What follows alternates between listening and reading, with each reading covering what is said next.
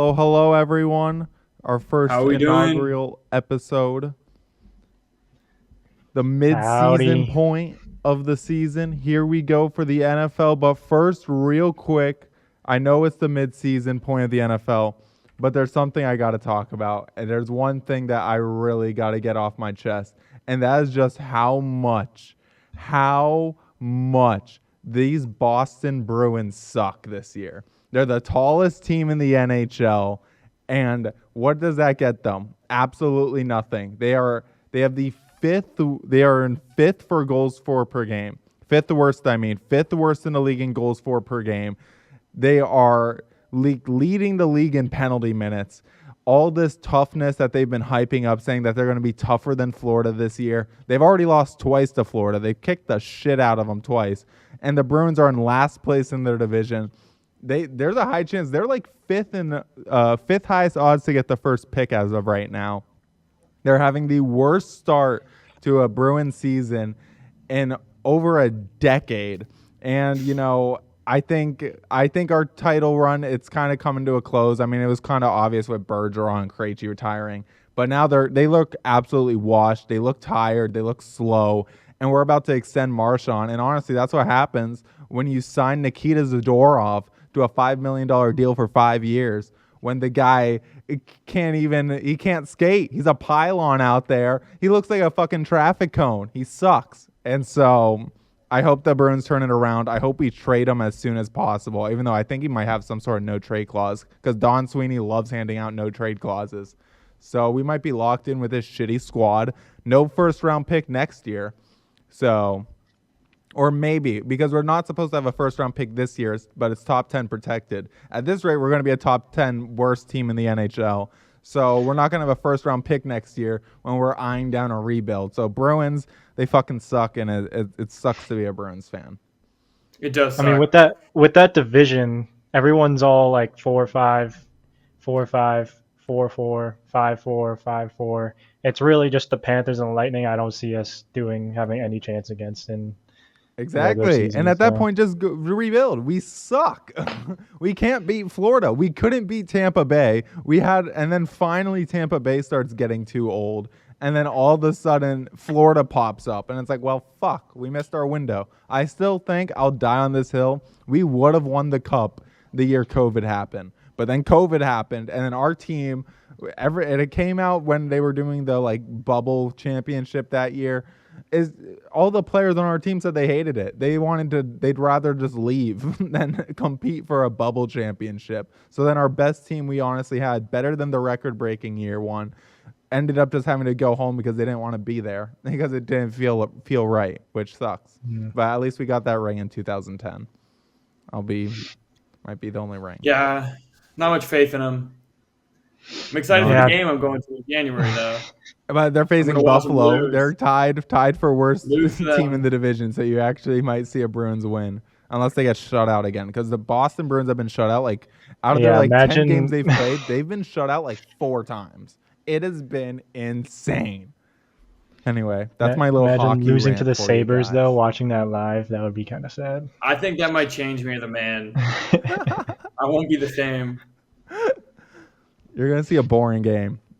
You got a Bruins jersey, so you'll be. I'm gonna drink heavy for that one. You have to.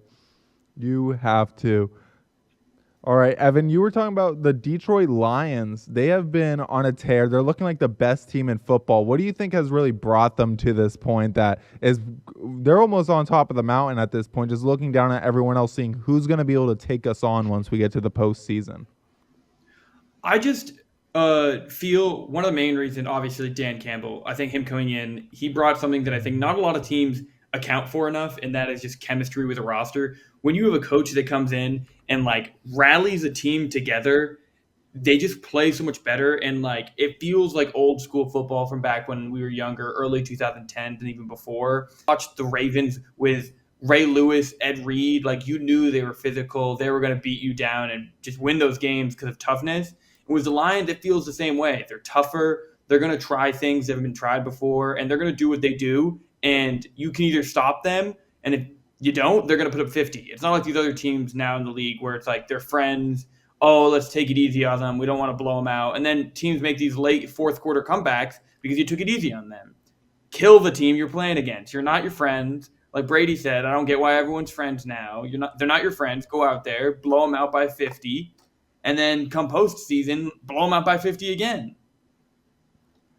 I agree. I think the way Yeah. coaching has gone, there's so much like you gotta be player friendly with them. There's so many practice restrictions too that Brady and Belichick have both mentioned that it's so much harder to even practice these days that it's a lot harder to get down to the details and be real meticulous about the way you practice. And there's only a handful of coaches that really feel like or have been anointed by other coaches as guys who can still do it. Andy Reid, Dan Campbell seems to be one. Like there's only a real handful, and it's evident in the way the NFL is with like 13 teams having 3 wins or less by week 9, which is one of the worst disparaging moments of not really having a well-rounded middle group. It's just you're either really good or really bad right now. I just think it's oh, sorry. But that all came You go. You look at like I think the Chargers are doing something very similar, where they bring in Harbaugh, and I think one of the things Harbaugh's doing is setting a standard and building kind of like a new chemistry and personality to that roster. Where they're only 4-3, they don't look the best, but I think like you look at them and it feels the same as the Lions did a few years ago, where you're like, okay, this team, give it a year or two, and they're going to be really scary. Like they've got their Amon-Ra and Ladd. I think Herbert's their Goff, where everyone kind of maybe started to sell out on Herbert being like, maybe he's not the guy. You got J.K., a tough running back that got passed away by Baltimore because they didn't think he could stay healthy. He wasn't good anymore. Bears did it with Montgomery. I think it's the same thing happening right over again in L.A. Yeah, that point you made on Dane Campbell came very evident to me when I watched Hard Knocks that season 2 years ago. That made it very clear of how elite of a coach Dan Campbell can be. Mm-hmm. That was a very good season of Hard Knocks. That was probably one of my favorites, to be honest. I think too many coaches, they're just like soft. Oh, yeah. Yeah. That does not define Dan Campbell. Yeah. Yep. Got it. All right. So now here we go into the next portion of this where we are going to be deciding it's halfway through the year. Contenders or pretenders. A lot of teams are in a dogfight for playoff positions right now. I'll go ahead and get started with my first one. And my first team is the Atlanta Falcons. And with the Atlanta Falcons, even though they're at the top of the division right now, they are at the top of the division.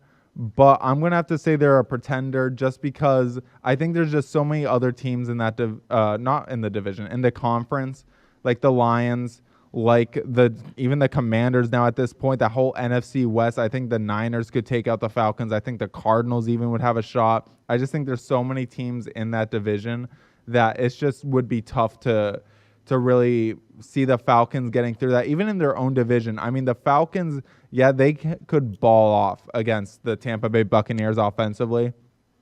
But honestly, the Bucs defense has been one of their weaker spots on that team this year.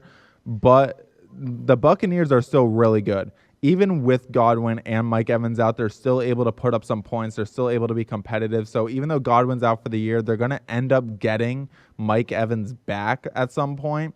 And I just even think within that own division, they're going to have a lot of trouble there. So I'm just going to have to go ahead and say that they're going to be pretenders this year. What do you guys think? I would agree with that. I think they're a very weird team. Like, I like them a lot, but I think they're like a year or two away. Yeah, I agree. I think if they had Belichick, it would be looking a lot better. I would agree. They actually went out and got Belichick like they wanted to until Robert Kraft. I don't understand how the Falcons owner, Arthur Blank, how did he let Robert Kraft, an owner of a different team, an owner of a team that beat him in the Super Bowl, how did he convince him, don't get Belichick? Don't get the guy that came back 25 points against you. Like, I'd be like, you came back down by 25 in the Super Bowl to me. I think, even though you had Tom Brady, there was still a coach behind there rallying the men to do it, and that was Bill Belichick. Shockingly, it was Bill Belichick. I don't like Raheem Morris. He seems like a fine coach, but I would not choose Raheem Morris over Bill Belichick even at this point. Facts. All right, Evan, you went ahead and decided you were going to go with the Bengals as one of your contenders. What do you think they are? I think a lot of people think they're pretenders, but I realistically could see this team being in the AFC Championship come playoff time. I think they're contenders. I just don't think you can count out an offense with T. Higgins, Jamar Chase, Joe Burrow. And I think one of the things that's going to really help this team is I think Chase Brown is a lot more explosive than Zach Moss. So I think we could see the run game being used more. I think Gesicki's one of those guys who come postseason we could see have a really big game. I have a lot of faith in this team. I think they'll figure it out. They're 3-4. You look at their schedule, they can easily win 7 to 8 of their remaining games and be looking at one of the top teams in the AFC, maybe middle of the pack, 4 or 5 seed or 5-6 seed. But I'm not counting them out yet. I think they're contenders. You think they're better than the Steelers and the Ravens in that division? I think come postseason, I'm taking the Bengals over both of them, yeah. Okay. I mean, I like the Bengals. I really like their schedule. Like Burrow said just the other day, they need to win 7 of 9, and he thinks that's doable. When looking at that schedule, I agree. I think it is doable for that team to be able to rattle off that many wins. They're a slow starting team. They are year in, year out. Chase Brown has definitely, like you said, he's taken over that backfield. He has so much speed and versatility that Zach Moss just doesn't have. And I think the Bengals could be real contenders. I don't know if I'd say they make it to like the AFC Championship or something, but I think they could easily sneak into the playoffs and make some noise. Nikos, who's one of your contenders? So I picked the Eagles for one of mine just because I do not trust Nick Sirianni to do really much anything this season. I mean, they have been kind of clicking recently, but I don't know. I just don't have faith in Nick Sirianni. I don't think he's the greatest coach, and I don't think Hurts is elite. Don't get me wrong, but I think they're just gonna choke if they ever get the chance to even make it to the playoffs. I think they're gonna choke right away, like they have before. Do you think if Fuck the Eagles? Yeah. Do you think And if I don't the think Eagles I had don't a think different the coach, they'd be fine? I mean, maybe depending on who it is, I guess, but I don't think they are gonna with the Washington Commanders in that division. I think the Commanders are gonna beat them out. Yeah, I think honestly a lot of it is on Sirianni. I think Sirianni's just kind of overstayed his welcome at this point. The Eagles, they always are, outside of Andy Reid, they've been known to just always try and get new head coaches in there. And it's kind of relatively worked for them, especially in recent history, just always shuffling coaches. But I think Sirianni, just his style, it just hasn't, especially at the end of last year, you really saw it. He just doesn't gel well with the players. For whatever reason, this was his kind of brainchild. He came in here going to the Eagles saying he was going to make a football team with his football guys and they're in a certain mindset. And it seems like the guys he gets, they might be football guys, but they just don't fuck with him. That's just what it feels like. I also think a lot of their coordinators that left look like they did a lot more than they got credit for. Like Gannon in Arizona, I think Arizona's defense looks amazing. Like I think that Arizona team, if they can just kind of like get Marvin Harrison going, maybe build up the offense a bit more, could be a contender. And I think you look at the Colts, other than I need a timeout, Richardson. I think Steichen looks amazing. I think the fact that team has 4 wins is crazy to me with how horrible the quarterback play has been, other than Flacco. But Flacco's the GOAT. We all know that. Greatest quarterback of all time. So that's expected from him. Oh, for sure. All right, my next one for contenders, I've got a contender. This one might be a little shocking, but I'm going to go with the Pittsburgh Steelers as actual contenders this year. Now, historically, even going back to last year, their defense was not that good, especially when TJ Watt is out. That defense really just runs behind TJ Watt. and TJ Watt leads that defense. As long as TJ Watt stays healthy, I think he'll cover up any other mistakes that the team has. And I also think that the offense under Russell Wilson, it seems alive. Najee Harris, I thought he took a step back last year. I thought he was starting to get, even though at 26, he's still relatively young. Even as a running back, it's relatively young. It's prime age. He started to look like he was getting a little slow last year. And then all of a sudden this year, Najee Harris looks like a rejuvenized guy. He's been running all over. George Pickens looks like a true stud. He's got some glue on his hands. Found out that 2 foot is not 2 feet in bounds. You can double tap and it's still out of bounds. Hate that as a George Pickens fantasy owner. But Pickens is a true baller. And even with all the talks of them being like in the wide receiver rumors, I don't think they really need another wide receiver. Pickens is a true wide receiver 1, not only because I own him in fantasy, but I think he's a fine guy as a true wide receiver 1. Calvin Austin is still young. He can make some big plays. Van Jefferson, even though he's only 28, he is a veteran. He adds some veteran presence. He was on that super team with the Rams back in the day. And I think the Steelers can really make some noise with Russell Wilson. Can't forget about Pat Freiermuth. Yeah, you can't forget Pat Freiermuth. He's a good tight end. Don't forget about he hasn't played this year, but my boy from Ann Arbor, Roman Wilson, out every game this year so far. I think if he plays, he could be a wide receiver 2 there. He was a dog in Michigan, so I'll give you that. He was. That's true. I completely forgot about Roman Wilson. All right, Evan, who's your next guy you got up, next team? So this team I have, it's like this. It's like barely inching over the other one, but I think the Rams are contenders. Ooh, I think we saw it. The contender mark. We saw it this last week. They came in. I respect it. I think Minnesota got a little overhyped after the 5-0 start. I still like them, but I think people got a little ahead of themselves. It is still Sam Darnold. But I think the Rams looked great. The offense under Stafford is always going to be producing if you give him the right weapons. And if you have Kupp and Puka out there, you're going to do a lot of really good things in the offensive side of the ball. And it's really nice when you can hand the ball off to a running back that is just going to every single week produce. And then at the same time that you have Blake Corum sitting right behind him. That offense is really deep, and I'm excited. Another one of my Michigan boys. Love Blake Corum. Another one of my Michigan boys.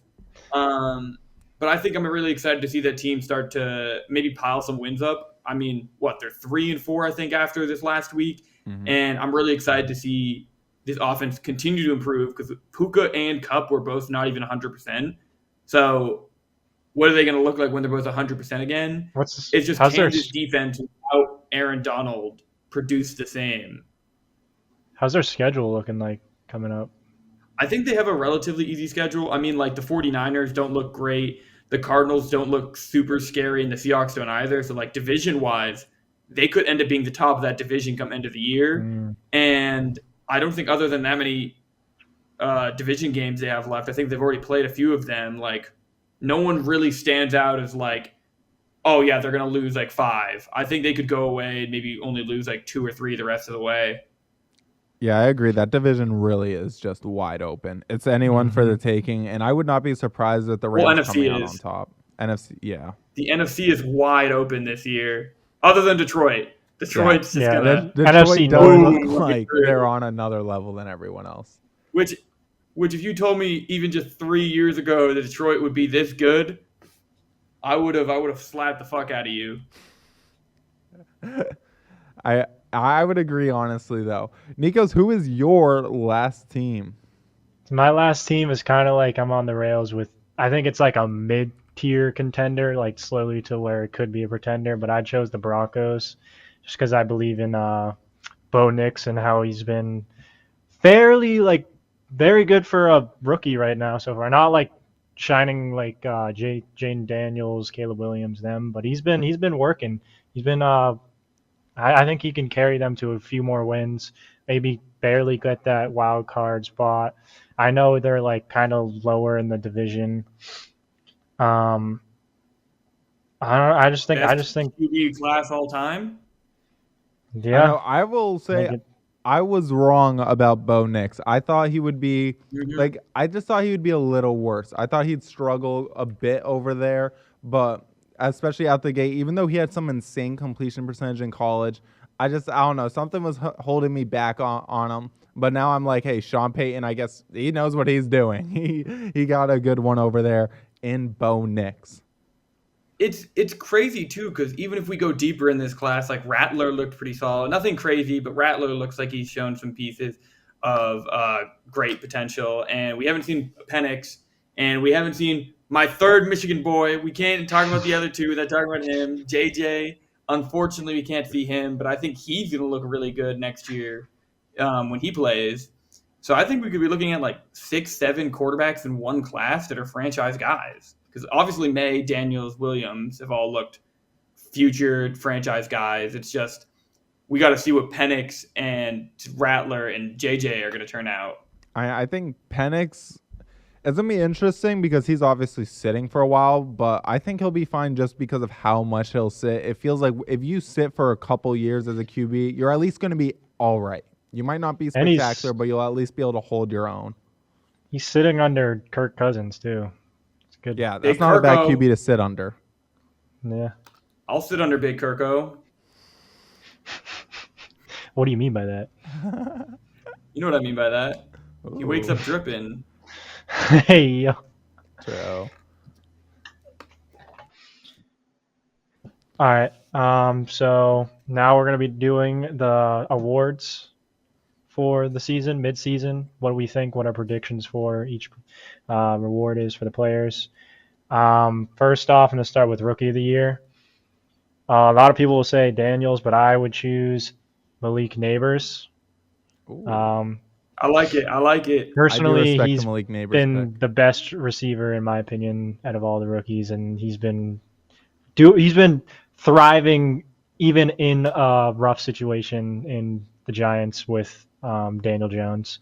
So even with that quarterback, he's still been really good. So, and then now on to the Offensive Player of the Year. I'm gonna choose Baker Mayfield because it's Baker. He's been cooking. He was also on past years. He was a comeback. He was one of the nominees for the Comeback Player of the Year because he's literally just been balling out once he got to the Bucks. So,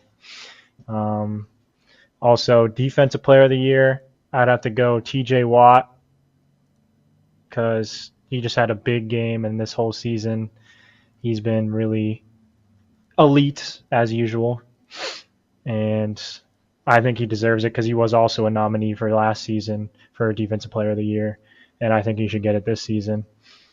Comeback Player of the Year, I'm going to have to go Kirk Cousins, going to a new team, the Falcons, and he's been really showing up for them in big-time situations, and I think he can really be a good factor for them, and I think he's a runner-up for that award easily.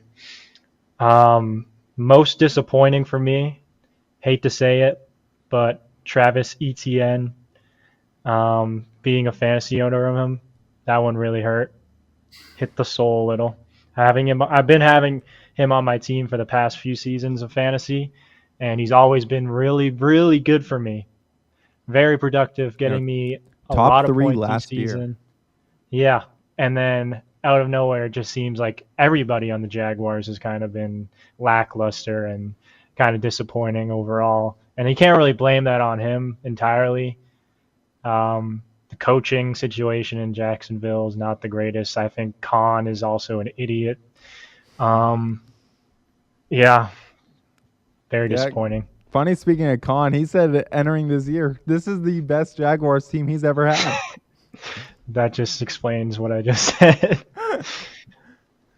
Best team they have had. So funny. What about you, Evan? Who are you going with? So I'm actually going to start off with my MVP so far. I think the MVP of the first half, obvious. I'm repping one of his receivers, Josh Allen. I think we got to give him credit. Last year, the only reason he didn't get MVP is all we could hear was interception, interception machine, turnover machine. Well, he's got no turnovers so far this year, and he's throwing a ton of touchdowns. He's running everywhere, and he just got Amari Cooper. I think Josh Allen deserves MVP, and I think the fact that he's not leading right now for MVP shows that for some reason he's just disliked among the league, and I just think it's undeserved. I think my offensive player for the first half of the year is Nico Collins. He's missed, I think, 2 or 3 games so far, and he still is one of the top yards for wide receivers. I think if he was healthy right now, he'd still be leading by a ton. Like, first off, beautiful jerseys by Houston. Gotta love those. But I just think he looks so good. The connection between him and Stroud is just elite. One of the best in the league. And another one of my Michigan boys, just had to put that out there. My rookie of the year is a bit the same. Just I'm going to go Daniels. I mean, there's so many rookies this year that I want to pick, but I think Daniels is just obviously, after that Hail Mary, I'm not going to pick someone else. I mean, Tariq Stevenson, get him off the roster after what he did. I can't believe it. He was supposed to be on Noah Brown, tips the ball to Noah Brown. Scary Terry making a nice catch right there. I mean, like, Daniels is awesome. My defensive player of the year for the first half is Hutchinson, another guy who's injured and still one of the sack leaders. I think he's just phenomenal. I mean, like, Detroit across the board, like, you can't not root for Detroit. Like, they're lovable. Another one of my Michigan boys, saying that a lot today. But it's amazing. I'm glad that they got him. He's just such a game changer, and it's unfortunate to see him hurt, but he'll come back strong next year. And then I'm going to go into comeback player next. I'm going to go with J.K. Dobbins. I mean, everyone kind of had a feeling if he stayed healthy, he could play like this. But to see him actually do it, it's just nice to see. He's a great running back. I think he fits perfectly with Harbaugh's system. Another one of my Michigan boys is Harbaugh. My most surprising player is Kamara, which I think doesn't really make a lot of sense because we expect this from Kamara. But I just think with the injuries he's been dealing with, I think everyone was kind of expecting him to slow down, the Saints not to be that good this year. And just to see the way he's played, like, you got to love seeing Kamara play like this. I've been surprised by it. And to finish it off, my most disappointing, and he somehow leads in MVP odds, Patrick Mahomes. Yeah. Like, Patrick Starfish over here needs to stop turning the ball over. And it's just insane. Like, I get it. Like, he's missing Pacheco. He's missing Rice. He's missing Hollywood Brown. But those aren't the ones turning the ball over. He's turning the ball over, and I think they're getting carried by the defense, and I think the refs, to be honest, have bailed them out a lot of the times this year. I just don't see how this team is undefeated. I think if we could have gone back to the other segment, I think they're pretenders. I just don't see him really doing much this year. I think it's disappointing, and I think he'll come back, but it's just very disappointing from him. Mm-hmm. Nikos, did we get your MVP? No, you did not. Okay, who is it? With MVP, I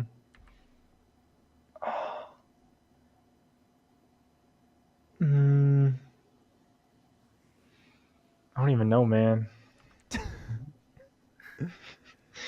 Jalen Ramsey? Hey, oh, imagine. Think on it. We'll come back. I'll go with mine. I'm gonna go with my MVP. I hate it because I am not a Josh Allen fan historically. This is very well known to people who know me. I'm not the biggest Josh Allen fan. I think he has a big turnover problem historically. I'm one of those people. But this year, Josh Allen, he truly has been the MVP. He got his weapons taken away. No more Diggs this year. He said, I don't need Diggs, and he has continued to ball. Has played, honestly, even better. He said that not having to force feed a guy and just being able to open up the offense to whoever, it truly has worked for him. Shakir has been a great security blanket for him. Keon Coleman has been breaking out the last couple games. And then also adding Amari Cooper, that offense looks ready to roll over there in the AFC. Then my next award, Offensive Player of the Year, I'm going to have to go with the normal same thing as Evan. You ended up going with Nico Collins, Collins, right? yeah. Yeah, so I'm going to be the lone guy. I'm going to go Derrick Henry for this one. He has just been an absolute monster. I thought he was starting to take a step back. I was honestly worried about how he'd end up playing in a Ravens uniform. Truly, it seems like Tennessee is just built different for sucking because he has all of a sudden it seemed like he turned back the clock like he's 28 years old again, and he is just running through people like it's nothing. He's prime vintage Derrick Henry over there in Baltimore. Next, I'm going to have to go with my most disappointing player. Well, this one is easy for me. I drafted this man in both fucking fantasy leagues I'm in. Now, for the record, I blame a lot of this on Anthony Richardson and how bad he has been doing, but also the emergence of Josh Downs has also hurt this man. Michael Pittman is just he's still the same guy. He doesn't seem that different, okay? But it's just he's taken a big step back after getting a big contract, like over $100 million, I think, in the offseason. Just taking that step back. Trade candidate. Yeah, he is a big trade candidate right now. And I'm just going to have to say, especially with all the receivers that have been getting traded, it has been crazy, but he's going to be my most disappointing player. But my defensive player of the year, I would have gone Aiden Hutchinson with Evan, but I just wanted players who were still healthy at the moment. So because of that, I ended up going with good old Fred Warner. He has 66 tackles on the year right now, a sack, 6 deflections, 2 picks, and 4 forced fumbles, and a tutty. He's just seen all over the field. He's helping out in the secondary, helping out in the front 7, obviously as a linebacker front 7, but helping up out front. The only thing that he can't do is apparently tackle Patrick Mahomes, which, you know, he probably won't make the Super Bowl this year, so that issue won't be an issue when it comes down to it. My next award is the comeback player of the year, and this one, I think you guys will like this one, and I think you guys will think, oh, I wish I thought of that. Maybe I'm gonna go with Christian Gonzalez, who has been an absolute lockdown corner this year. Valid. He was a lockdown corner last year as a rookie, but then got hurt very early on with, I think it was a torn ACL, left him out for the year, and then he this year picking up right where he left off, already like a top 10, at least top 10 corner in the NFL, if not higher. He has been just absolutely insane, being able to jump routes, break up catches from the receiver. He has been all over the field, and one of the bright spots on a weakening Patriots defense this year. My next one, rookie of the year, I mean, I got to go Jaden Daniels, too. He's going to win it. I really like the Malik Neighbors pick. I think he's been the second best offensive rookie. But just Jaden Daniels, it's a QB. It's not a QB award, that's MVP. But rookie of the year, if there's a really good rookie QB, it's going to go to him. So I think I'm going to have to go with him. And then surprising player, this guy really broke onto the scene for me this year. Last year, he couldn't even get past Miles Sanders. And that's Chuba Hubbard. I have really liked this guy coming out of college. His rookie year, he showed flashes of greatness. His first full year, really getting into it. Last year, couldn't get it past Miles Sanders and just was stuck behind the guy. Well, even then, he had higher snap percentages sometimes, but he would just completely suck. But this year, even behind a battered team, less receivers, injured at receiver, he's still being able to pick up yards, find holes in that weak O-line. Actually, no, their O-line's really good. I take that back. They have a couple of top-tier O-linemen, but they're helping pave the way for a good year for Chuba Hubbard. I like him. Thank you. Nikos, have you thought of an MVP yet? It's so hard with the MVP one for me. Because I want to say Josh Allen just because it's literally going to be one of his better seasons. Even though, and that's crazy to say because he's had so many really freaking good seasons and he's already on track for a very good one this season as well. Is this the longest we've seen a quarterback throw 0 interceptions? That's a good question. I would have to say the only ones I can think of off the top of my head, there was Brady in 2016. He only threw he went 28 touchdowns, 2 picks. I don't know when he threw that first pick though. Aaron Rodgers had a couple seasons where he was only throwing 5 picks and didn't have picks for the longest time.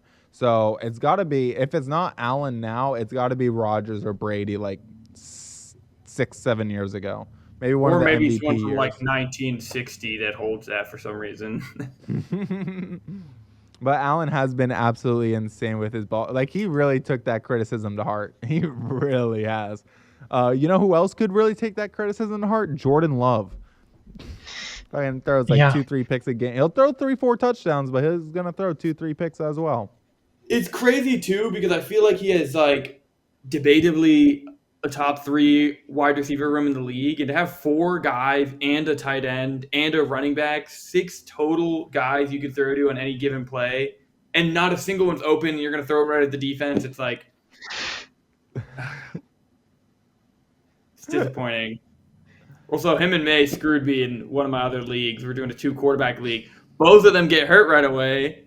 Yeah.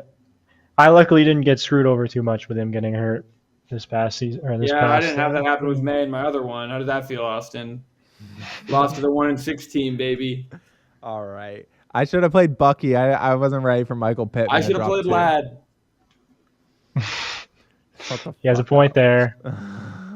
We can play that game. Nico's, I'm pretty sure we got all your awards. I didn't miss another one, did I? No, I don't think I so. think we got them all, yeah. Okay.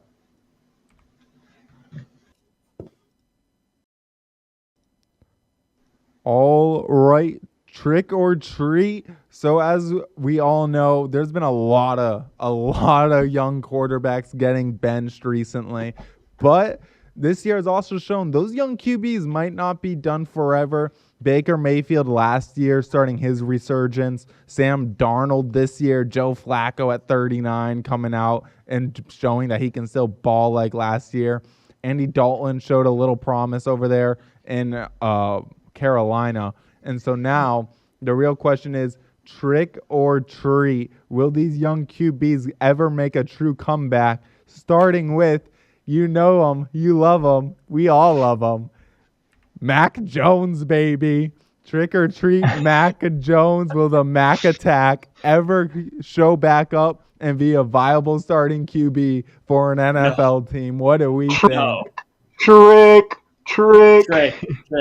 There's no way. Trick? He won't even make it in the UFL. Ain't no way that dude's coming for a starting position anywhere agree. unless they're that down bad. I hate to say it as a former Mac Jones lover. I agree. I think he's washed. I don't think he'll make a comeback. But I will say, I think it's because the Patriots killed him. The Patriots killed this man, and he's not someone who can build himself up. I just think the issue with Mac Jones was no one really liked him because he was an asshole. A very entitled child. I think he just came into the league kind of expecting it to be like Alabama, and when things went wrong, instead of taking accountability, like most good quarterbacks do, he threw tantrums, he stomped his feet, he pointed fingers. Like, imagine being one of the guys on the sideline seeing your quarterback basically break down after twisting his ankle. Not even spraining it, just twisting it a little. He's got to get dragged off the field by 2 dudes, and then it's like, oh yeah, guys, I stubbed my toe. It's like, he's just a joke. I think the fact that he had 3 starting quarterback seasons is bro was competing with Bailey Zappi. That's all that needs to be said. He was a pro bowler that first year. He was second in rookie of the year that first year. Huntley was a pro bowler. That is true. Tyler Huntley was also a pro bowler. Pro Bowls don't mean nothing like they used to. No. Oh. I just think bro's gonna be like a freaking backup QB his whole career. I can see him being a fine backup. He's a smart guy still. Yeah. I mean, he fumbled his second snap against Buffalo when they were getting blown out. That's true. I saw that one live too. That felt good. Well, this one, you guys might like this one a little more. Okay. He's tired though. He's resting right now. Anthony Richardson, after just getting the newest young QB to get benched. Anthony Richardson was too tired, needed to take a couple plays off, and then the coach said, "Nah, you'll take the rest of the season off as long as Flacco doesn't break a leg or something." Do you think Anthony Richardson, with all his physical gifts, do you think he'll eventually be able to put it together, or do you guys think he's done? What about you? What do you think, Nikos? I think he's a treat. I think he'll come back from this. I don't think he's gonna really degrade at all or just kind of slowly fade away into some kind of backup position. And I don't think Joe Flacco's going to take that entire spot from him because it's Joe Flacco. He's a GOAT, but he's also, how old is he? 40? How old? You guys know how old he is? 38, 39. He's not 38. That old. I thought he was in his 40s almost, but he's getting to that point. And I think Anthony Richardson, either is just going to stay with Indianapolis and eventually develop and keep on working. But I don't know. I know I you're think a he's- betting man, Nikos. If you had to bet, is he going to be a treat for a different team, or do you think he'll end up figuring it out in Indy? I think he'll end up figuring it out in Indy, to be honest. Okay, what about you, Evan? I am going to phrase this weird. I think he is a trick that can turn into a treat. I think here's the issue. He has barely played any games, even since high school. If you look at his time played in college, time played in high school, he's missed a lot of games. He gets hurt a lot. And I know he's young, got all the physical talent in the world, but the big issue is he has no experience. He doesn't have a lot of experience being able to throw into these tight windows because all these years he's just used to being the most athletic guy on the field. You're in the NFL anymore, or NFL now, you can't get away with it anymore. I think if he is to work, I think he needs to sit for at least 2, even maybe 3 seasons. I think he needs to sit for a while. I don't think this is like a one and done, sit for a year, come back. I think he needs a lot of time to learn and actually grow as a passer because I just don't think right now he's anywhere near NFL ready as a passer. I mean, he's 22. You sit him for another 2 seasons. He comes in at 25-ish. I think he could maybe figure it out, but I don't think the Colts want to wait that long. And I think if he isn't ready next year, I think he's gone. And I think we could see a Darnold-type situation with him where he does end up sitting for someone else for a year. Maybe their quarterback goes down, he comes in, or someone just takes another risk on him. And maybe then we start seeing him become a treat. So I think we could see that. But I think it's more likely he just doesn't figure it out and one of those guys that just goes to waste. Yeah, I can see that. I'll say this. I think a great comp for Anthony Richardson is Cam Newton if Cam Newton never practiced. It's like that is what Anthony Richardson is. He's a true physical guy, but he's never practiced. He's like, and like Cam Newton, even with practicing, Cam Newton would struggle sometimes. Like physical gifts in the NFL can only get you so far. And Anthony Richardson right now just isn't showing the mental aspect of the game. Plus the fact that they had such a need, they were like, oh, he needs to play snaps to be able to progress. They should have been having him play every down in preseason. And then when it came to the actual regular season, they should have been like, okay, we're going to play whoever we think is actually best. And Anthony Richardson, that might not be you right now, but that's okay because you need time to just develop, give him those, at least get him practice reps. I think they finally have this figured out that that's what they need to do and pray that practice reps and preseason reps will be enough for him. But I don't know. It's going to be a tough one. I could also see him being like what you said, Evan, being a trick and turning into a treat because I think if he figures it out mentally, he'll be fine. It's just like, will he? I just don't know. I don't think he will. He wasn't that good at Florida. A lot of people were saying, oh, that Florida offense, they didn't have receivers for him. He threw like 50% at Florida. He's doing the same thing in the NFL. Are you going to say Indianapolis doesn't have receivers? They have like one of the best receiving cores with Josh Downs, Michael Pittman, and Alec Pierce. That's a top, at least a top half receiver. And Adonai Mitchell. Yeah, and Mitchell. And who? Who'd you say, Evan? He's saying Jonathan Taylor. I said Taylor. Oh, yeah. Andy has Taylor to rely on out of the backfield. He has an easy check down option. I mean, Anthony Richardson, a lot of the plays he did have, he was home run or nothing, which that's another just mental thing where it's like he needs to be cool with check. He could give Jonathan Taylor like eight catches a game out of the backfield, and they'd probably win the next game or two. Fantasy. Throw it to Taylor 8 times a game, please. Yeah, then you're trying to get rid of him right after you got him, though. I don't know what you're talking about. I would never do such a thing. The Bijan attempt. The Bijan attempt. All right. That's just my weekly mess with Logan, okay? This next one. What he gets for trying to trade me a dude who's out for season. This next one, he was benched, but due to a car accident, he had to come back a little early. And that is Bryce Young. Do we think Bryce Young is a trick or treat? I want to start with this one. I think he's a pure trick. I thought he was a trick coming out of college, not just because of his size and his measurables, but I just felt like he didn't have the most arm strength. He was kind of accurate, not even the most athletic guy in the world. He's just like, he's and he's 5'9". He's an 5'9" QB, and like that's just not what you can have in the NFL. So I think he's a pure trick for anyone. I think the Panthers' dumbest decision an NFL organization has ever made. It's 100 times worse than when the Rams did it for Jared Goff, and Goff he ended up becoming a treat for Detroit, but he was kind of a trick a little for LA. I think they were just a little too blaming. He was a scapegoat. Yeah, he was a scapegoat. And it's way worse than RG3 because at least RG3 got hurt and he showed potential. Bryce Young has just been a mess. And then even this year, they have had like 2 or 3 guys on that O-line have been top 10 O-linemen in the NFL. And he doesn't get the ball out, so he's still taking sacks. The receivers, they're young, especially now with Deontay Johnson getting traded and Adam Thielen out. Xavier Legette, he's a fine rookie. Jalen Coker had him as a big-time fantasy sleeper in past weeks, who he did drop like 17 fantasy points last week. Man. So I was a week early on him, but I still think he's fine. And Njoku and Elijah Moore calls were on spot too. We had a good week that week, and we did pretty good with those picks. But I think he's a pure trick. I don't have faith in Bryce Young ever finding rhythm. I don't even think he'll be a journeyman backup. I don't think he'll even be that. I think he's going to be out of the league within the next 4 years. I agree. Yeah, I think he's also going to be a trick. I don't see him rebounding, especially with the Panthers, and I don't see him fitting with any other scheme. Other teams. Yeah.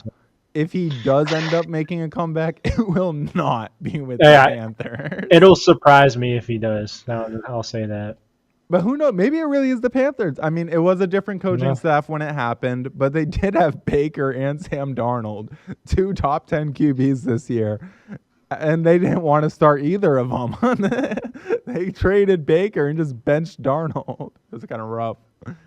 True. All right, this next QB, he's been also benched, he never got benched by the first team, but just got benched by his second team. But he didn't look too terrible at times, and that is Justin Fields. Trick or treat, Evan? Trick. I don't really have much to say. I just think, how many times do we have to see him go out there and just not be good? It's not like he hadn't been given time or weapons. Like, look what Russell Wilson just did, who is someone everyone was saying was washed, and he goes out there and makes his offense look 10 times better. I think we have to just come to the terms that Justin Fields is flashy with the ball in his hand, but he just can't throw the football. I mean, maybe we look at trying to turn him into a running back or wide receiver if you're the Steelers.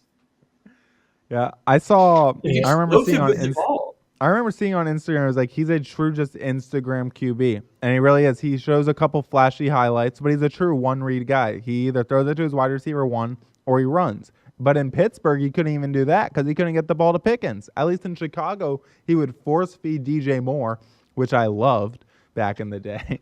But he couldn't even do that right in Pittsburgh. And I thought at least he could do that right in Pittsburgh because Pickens is a fine target. But no, he's a one-read guy. I just think it's disappointing. Someone as athletic as him, he has the arm talent too. It's just another one of those things where it's just mental. I mean, like, if you're Pittsburgh, like, screw it. Like, he's healthy. Play him at wide receiver. Give it a shot. What's the worst that happens? Throw him in a wideout. Put him in the slot. 1-on-1. I mean, if he can catch a ball, why not? He has the athleticism, honestly. It's not a bad idea. I mean, they wanted to return. Do some trick plays. Make him Taysom Hill. Nikas, do you think it's also a trick, or do you think? I think it's a trick. Hope? I think it's a trick, but I think he's just lacking those like slight attributes that every single NFL QB has, and that's how they perform well in the NFL. And I think that goes with Fields. I think he's just lacking a lot of those things. Like, he has those some points where he makes like, maybe he could be like.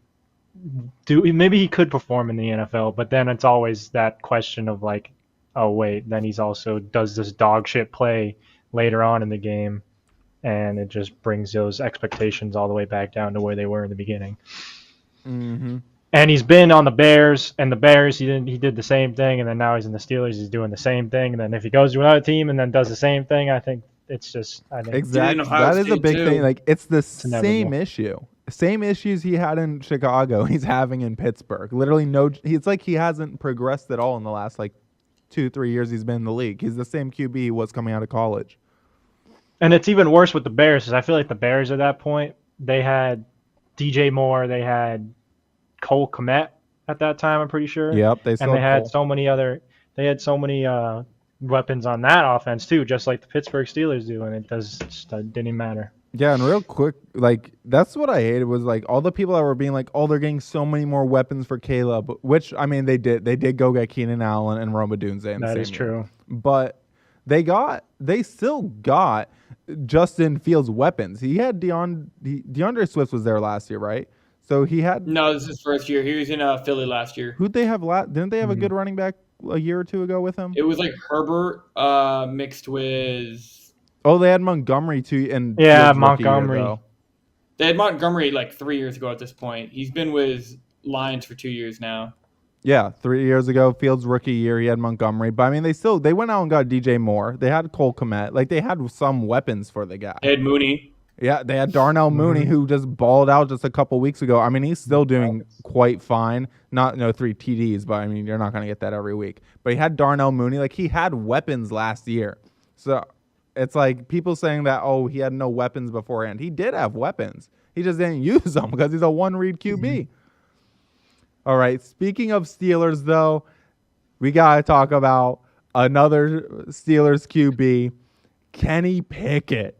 Trick or treat, Kenny Pickett. He was a first-round QB. First-round QB was this man. I'm going to cut you off right there and answer for all of us. He's a trick. Next player. Yeah, you're right. I'm going trick. He's nothing. Nico's are going to surprise us. You think Kenny Pickett might be something? Dude's a bot. I won't even use him on Madden. I would use freaking like Tyrod Taylor instead of him. I'd pick Taylor too, honestly. Taylor has some athleticism. Okay, that one was so quick. This one might make you guys think a little. It might not. We're going Trey Lance. Trey Lance, trick or treat. I'm going trick. If you can't work on the 49ers, you're not working anywhere. He's not working on Dallas either, but that is true.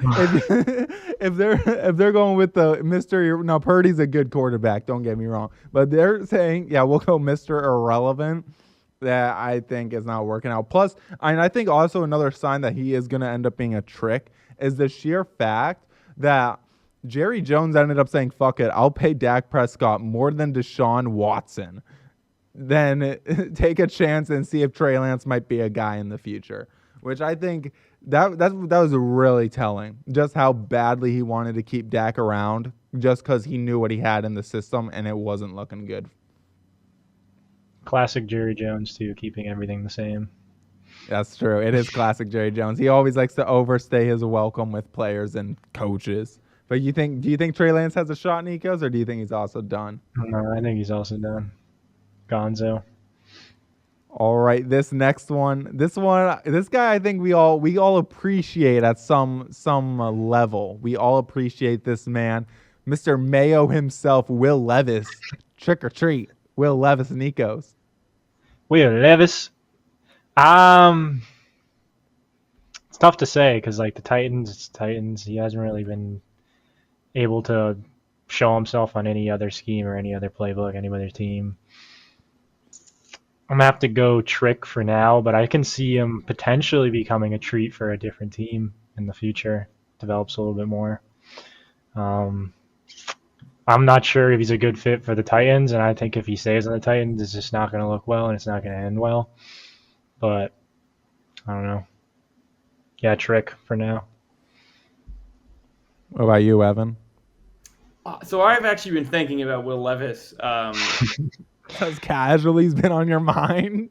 I've actually been thinking about something. He's been squirting the mayo in his. I will die on this hill. Even if it never happens, I will die on this hill. If you put Will Levis on the Giants, Dable would turn him into a Josh Allen. On the Giants? That's crazy. I don't think he would reach the same I don't think he would reach the same ceiling as Josh That's Allen. crazy. But I think they play very similar, where they're both strong arm QBs who love to run the football, drop their shoulder. They'll take a hit. They're going to make dumb mistakes. Like we saw that early on in Allen's career a lot. And I think Dable came in and kind of help Allen kind of reel himself in. And I think if you sent Will Levis to the New York Giants, first off, I think they would find their guy. But you're telling me that wouldn't feed families seeing Will Levis drop that ball over the top to Malik Neighbors every play? I think that's a perfect match in heaven. I think he is a treat because I think that Will Levis has all the skills to be the right quarterback. I just think he needs an OC that helps him progress and actually kind of take less dumb risks, but keep taking those high risk, deep balls and being aggressive. I'm actually gonna agree. I'm gonna go. He can be a treat in the right situation. He's got a big arm. He's truly willing to say "fuck it," which I completely respect the hell out of. I mean, that's And pretty much what we all said so if far. he just needs to fix, he just needs to fix the turnovers and the dumb plays. If he can just minimize that instead of being way off like this, and he just makes the play a little more consistent, a little less wild, I think a team could honestly really appreciate having him around. I really do. I agree. I just think the Giants are the perfect fit. Screw it. That would be a fun fit. And honestly, I could see the Giants making that move this offseason. I could see them saying, fuck it, we'll go. Because it's not the strongest QB class. There's a couple guys, but it's not the strongest. They might say, fuck it, we'll go into the free agency market, especially with how well free agent QBs have kind of ended up working out the last couple years. Unless you're... I don't think Levis will be a free agent, though, because this is his second year in the league. But that's I true. could They'd see have to trade for him. I could see Tennessee being a team that's screw it, we're going to trade him. Because I think Tennessee probably finishes bottom 5 in pick, and they probably want to go quarterback. And I could see them trying to move Will Levis for a 4th or 5th. And if you're the Giants, and you don't have a top 5 pick or you don't like a quarterback, why don't you take a risk on him? Give up a 5th-round pick, go get Levis, and maybe you can even, if you're lucky, get Daniel Jones dropped off to Tennessee. Maybe Tennessee will eat the contract. Yeah, and I mean, I think it's real evident that they're definitely going to be willing to trade him because they didn't have a fine backup behind him. They went to Mason Rudolph. If you're saying I'll go Mason Rudolph over Will Levis, I mean, I think the Titans coaching situation is also horrendous. They should have never fired Mike Rabel. I think they should have trusted Mike Rabel's instinct of saying this front office isn't it. I don't know why the owner was just no, you're wrong. I think the front office is good. I think Mike Rabel is but they had Tannehill. They brought Tannehill in, dude. That was going to win them the Super Bowl, right? Had some good playoff runs with them. Wasted Derrick Henry's career. Good. Speaking of former AFC East QBs, though, Zach Wilson. Trick or treat Zach Wilson over there learning behind Sean Payton. Do you guys think Sean Payton is actually going to be able to resurrect Zach Wilson a bit? Or do you think he has truly busted out since leaving New York? I will say, I'll start. I think, honestly, there's a chance he turns into a treat. If he just plays smart, he gets the ghost out of his head entirely, and he can just read a defense and stay calm. I think the New York media, I think New York in general, just had him too antsy, he got too awestruck, starstruck by everything. I think he wasn't ready for it. I think he should have sat when he was in New York. I could see this ending up being, the Jets also, their last couple QBs they've had that they've drafted, Geno Smith, had a 1 year. He's still doing all right, but a true 1 year wonder in Seattle. He looked better than he ever did in a New York jersey, even now, though.